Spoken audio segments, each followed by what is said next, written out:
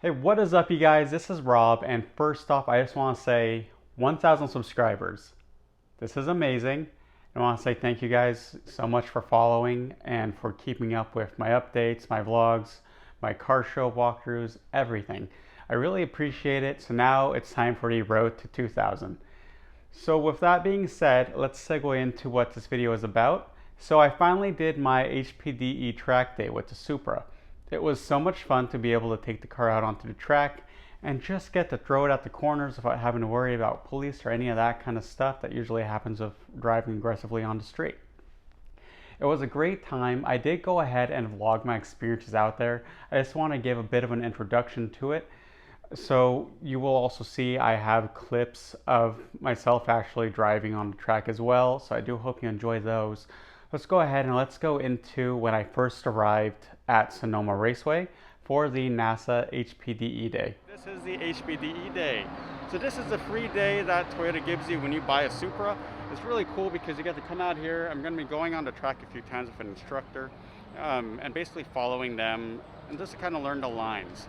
The first session is going to be pretty slow. You know, it's supposed to be going like no more than 40 or 60 miles per hour. But after that, it's supposed to quicken up a little bit. This is going to be a really fun time. Let's go ahead and see what I did to the Supra just to prepare it for today's track day.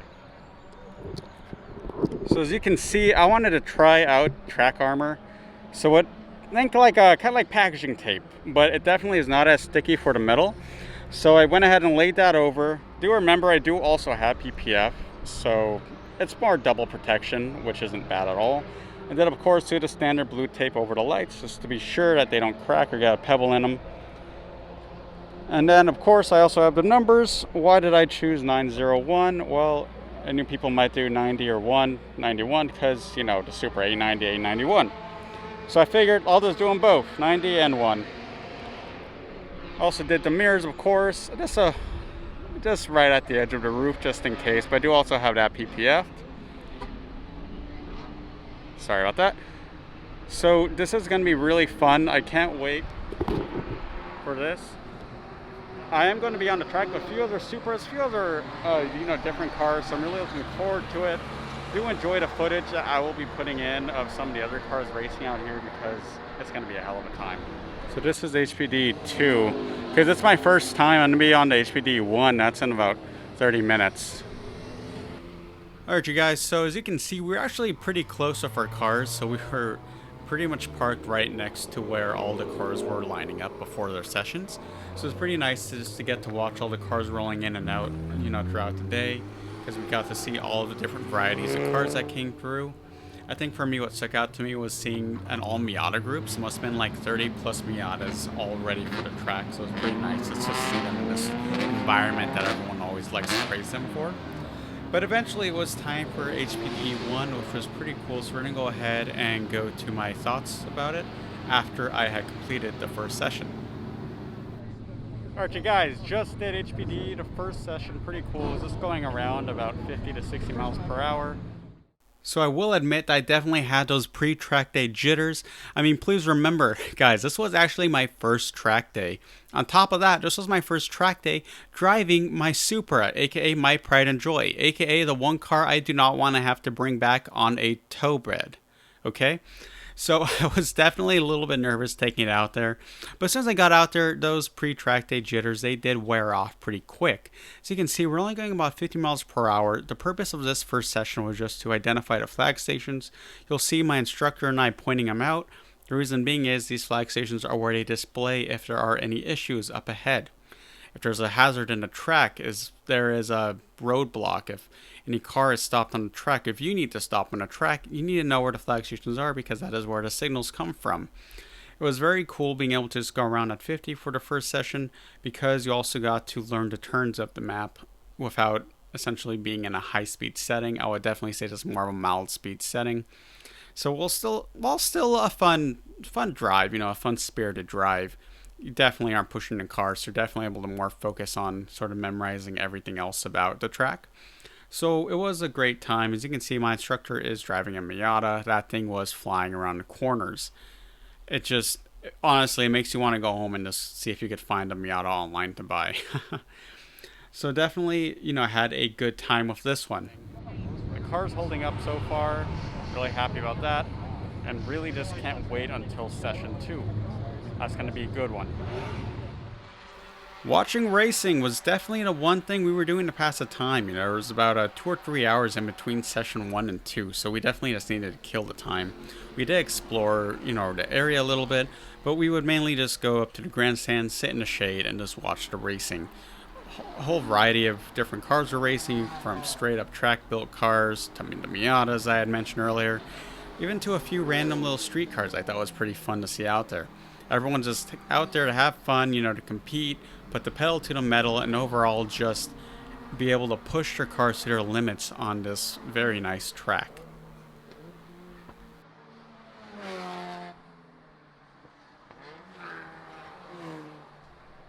Alright you guys, so now after a lengthy wait, it was time for session 2. This was a lot of fun. As you can see, I was now wearing my helmet. You know, you'll see that when we get into the footage, because now we were going a lot faster. You know, the flag stations have been defined and everything, and from session 1, so now it was just about the actual driving. It was still a lead follow. My instructor was going along in the Miata, so it was a pretty fun game of essentially cat and mouse trying to keep up with him. I definitely learned a lot about the car during this session, being that we were going higher speeds. I also definitely did confirm that as of right now, the car can definitely do a bit more than my nerves will let me do. But it was still, you know, a lot of fun just to get out there and tear it up on the track. You know, just to get to drive without having to worry about, you know, any of the normal street hazards was great. You know, just you and focusing on the road and just other drivers, not having to worry about, you know, are there cops, are there pedestrians, any of that stuff. Just a whole bunch of people out on the track having fun. So you'll see, you know, we do go more high speed, and it was actually pretty neat to have passes being enabled. In session 1, passes were not allowed. So with passing being enabled in session 2, you're going to see how we basically tried to bypass a lot of people to try to get our own little stretch free of traffic, as you'll see. So let's go ahead and let's get into the footage of session 2. Alright you guys, so right out of the gate, the energy was felt. You could definitely tell this was going to be a much faster paced session than session 1. Remember, passing is allowed, so the instructor, his goal was so that we could pass the other cars, basically so we could get our own little stretch, just us, right? You know, not a lot, no traffic in front of us, not a lot of other people, you know, kind of blocking us in, just so that we could make sure to have our own fun out there.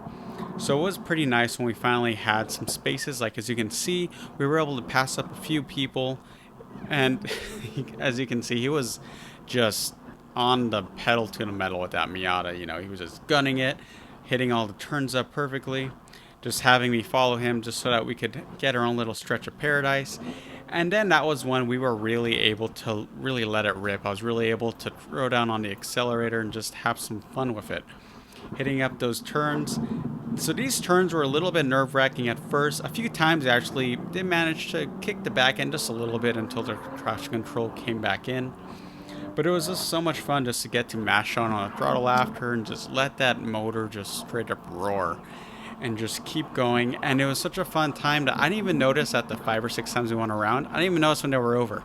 Like, you're out there having fun, and before you know it, you're driving back into the pits because it is done. Alright you guys, session 2 is done, and holy crap, that was so much fun. We got the higher speeds. I was going like 80 or 90 at some points. I got to pass up people, got to kick the back end out a little bit. That was a lot of fun. Of course, a little bit nerve-wracking too. You just had to stay focused 100%, but it was so much fun getting to follow my instructor. You know, his Miatas, which is just crazy the way it handles. And it's just nuts, you know, you get to go out there and, you know, enjoy yourself without worrying about cops or pedestrians or any of that. Definitely something I do recommend doing, and I can't wait for session 3.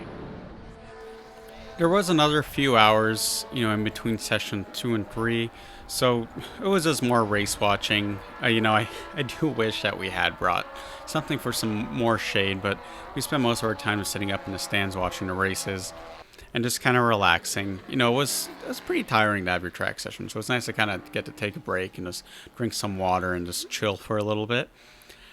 Sessions 3 and 4, though, you know, they were actually pretty close to each other.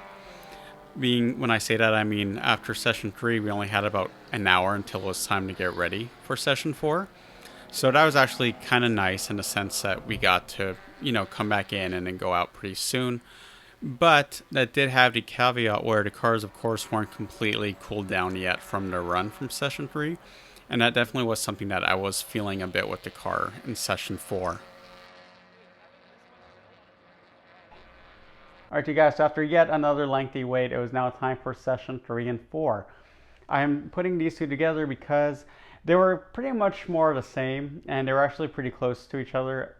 After session 3 ended, we only had an hour before session 4. It was just as fun as session 2. Only thing was there was a bit more traffic, unfortunately, but that's just what happens, right? It's a packed track. Please remember that usually the way it works is you go on the track and you have an instructor with you. And, they tell you how to navigate the turns, they give you input. But being that, right now we're still under COVID guidelines, that means it was lead follow. As you saw, I was following my instructor in his Miata. Of course, this does have the negative effect of there being a lot more cars, right? Now you're essentially doubled the cars that are on the track, so traffic was a lot more prevalent. This, for session 3 and 4, we couldn't bypass the traffic that time. So we were still driving pretty spiritually. We just couldn't quite stretch our legs like we did in session 2, but it was still a lot of fun. By session 4, we actually weren't pushing the cars much harder. The track, it was around 4:30. The track was already hot, melted rubber everywhere. So the instructors were even saying don't push it too hard so that we don't end up, losing traction, having a spin out. I guess I should mention right now I was driving, the entire 4 sessions with traction control on and everything just to be safe. What a day killer would have been to turn it off and end up spinning off into a wall or something, right? Apparently that's one of the reservations people have with Sonoma, that those walls really trip them out. Personally, it didn't bug me too much, but like I said, I made sure not to get too crazy and I made sure to keep on the traction control. So you'll see though, it was still a lot of fun, still able to push in some decent stretches. So let's go ahead and let's get into session 3 and 4 with my commentary. Let's go. Sessions 3 and 4 were a lot of fun. So remember, session 1, you're learning the flag stations, you're kind of getting more of a hang of the track layout. Session 2, you're going on the track at a higher speed, but you're still kind of getting everything down in terms of what turns to expect, the best way to take the turns. So by sessions 3 and 4, you're kind of putting all this together, and I had a lot of fun with that because then it was just more about working on your lines. Something I learned a lot in motorcycles is that smooth is fast. You got to take the corner, take the turn in a nice smooth way, and then accelerate out of it, and basically gain as much speed as you can. So you can see I was taking a bit more effort to try to hit those rubber bumps you see on the side. But it was essentially something for your tires to help grip onto on those turns, basically to make sure that you're nice and stable when you accelerate out of turns. So I was having a lot of fun with that. It was just a great time. By session 4, the cars had enough, basically. The track has had enough. Remember, we drive with the windows down, so when you're on the track by session 4, it's hot, and all you can smell is all the hot rubber that's all over the ground. So you definitely weren't pushing your car as hard just because you wanted to stay safe, make sure that the car doesn't end up losing grip and nothing bad ends up happening. But it was just another fun time, before you know it, all those laps are up and you're already returning back to the pit.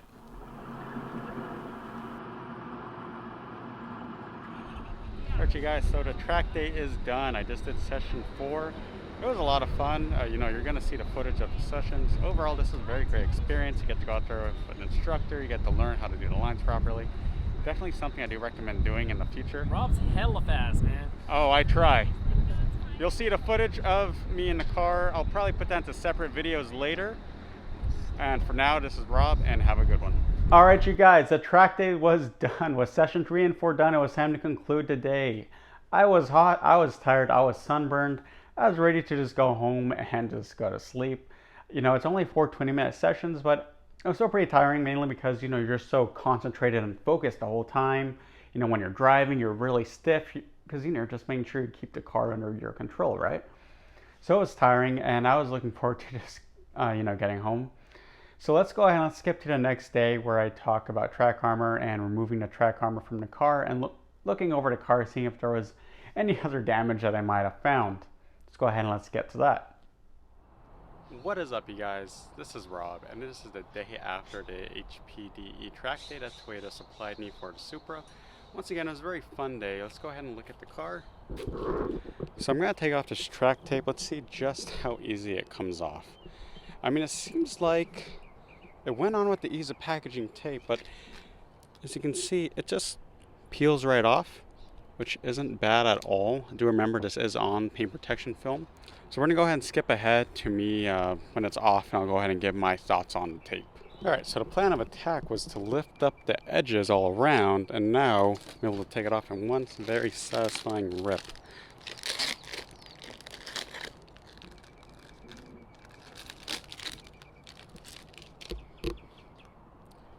Yeah, just definitely going to do it. I'll show you guys how it looks after. Alright, hood is done.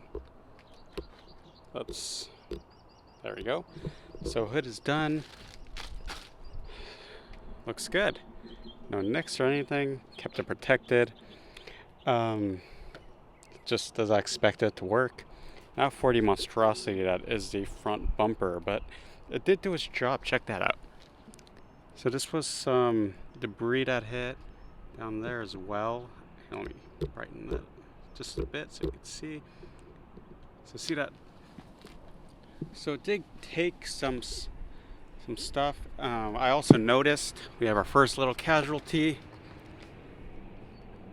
Something must have ripped through the vinyl right there, but it's not the worst. I mean, it is just vinyl, so I can't be too sad about that. It's vinyl anyway. It's gonna be replaced eventually.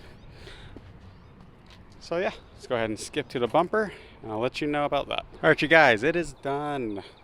Check that out. Let me adjust that. Bam. Now I just have to take off the numbers and we are good. So it did its job. You know, everything that would touch is fine. The paint is fine underneath. You know, the paint protection film, of course, is fine. Looking over, I don't think there are any casualties really of this track day other than what I showed you with the lip. I do have PPF on the roof, so that was good because a chunk of rubber did hit me on session 4. You'll see that later. The only small casualty is this one little nick right here. It's so tiny. Let me see if I could even brighten this picture up to show you. Let's see. That right there, dead center. That's all I'm finding right now. I'll probably find more when I wash it. But these are all little spots I could just throw some touch-up paint on, which is completely fine. And yeah, you know, it was a successful protection.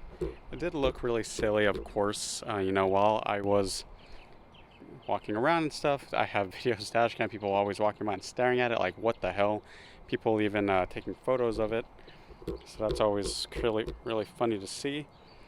But I am happy that it did protect. I will be trying to liquid armor next time we go on a long trip. You know, my friend had that, looked a little bit nicer, easier to apply. And yeah, so let's go inside the car and we'll give my impressions and just my overall recap of the day. All right, you guys, so what did I have to say about the HPDE? If you didn't know, that stands for High Performance Driving Experience session that Toyota gives you when you buy a Toyota Supra. It was a lot of fun. You know, NASA hosted this one, and it was at Sonoma Raceway, which I thought was a pretty good track to put the Supra through its paces. I definitely recommend, if you have a Supra, to go ahead and get this done. You do also get a second track day at half price, if I remember correctly. It would usually be the following day. So if you really like it, you can do that as well. Personally, I had a lot of fun on that one day with the Supra. I did come home and I'm now looking for future track builds. You know, I do have some other car projects on the back burner right now, but I am looking forward to when I can get into that. So overall, guys, it was a great experience. And I just want to say again, thank you guys for 1,000 subscribers. And let's go ahead and let's keep on making great content. Please let me know what you guys think. Like, comment, subscribe. Give me your input, guys. And with that, this is Rob, and have a good one.